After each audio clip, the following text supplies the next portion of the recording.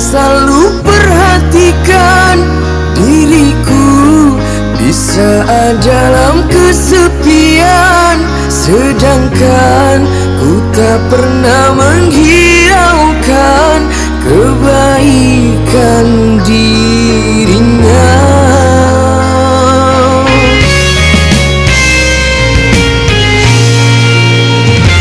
Engkaulah pelita dalam kegelapan, menerangi diriku yang hampir padam. Pantaskah ku mencintai dirinya, seorang wanita berhati dewi.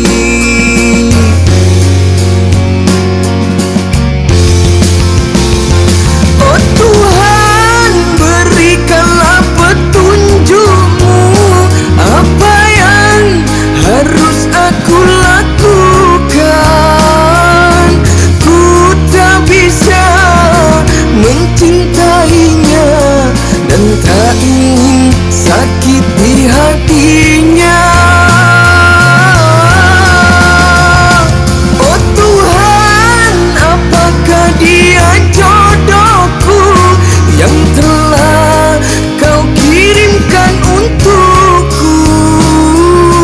Kalau bukan, berikan dirinya kekasih yang lebih setia, karena ku tak ingin sakiti hatinya, karena ku tak ingin dia terluka, karena ku tak ingin sakiti hatinya, karena ku tak ingin dia terluka.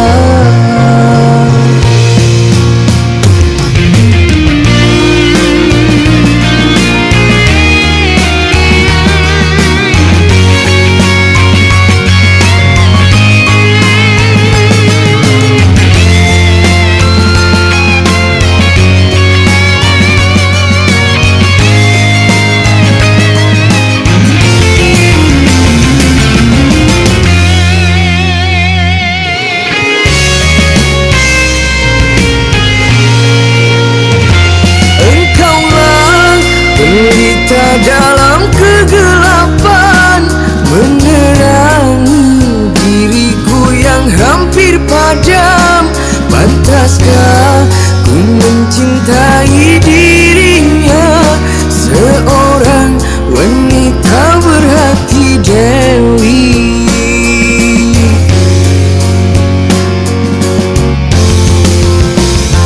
Oh Tuhan, berikanlah petunjuk-Mu, apa yang harus aku lakukan. Ku tak bisa mencintainya dan tak ingin sakiti hatinya. Oh Tuhan, apakah dia jodohku yang telah Kau kirimkan untukku? Kalau bukan, berikan dirinya kekasih yang lebih setia, karena ku tak ingin sakiti hatinya, karena ku tak ingin dia terluka, karena ku tak ingin sakiti hatinya, karena ku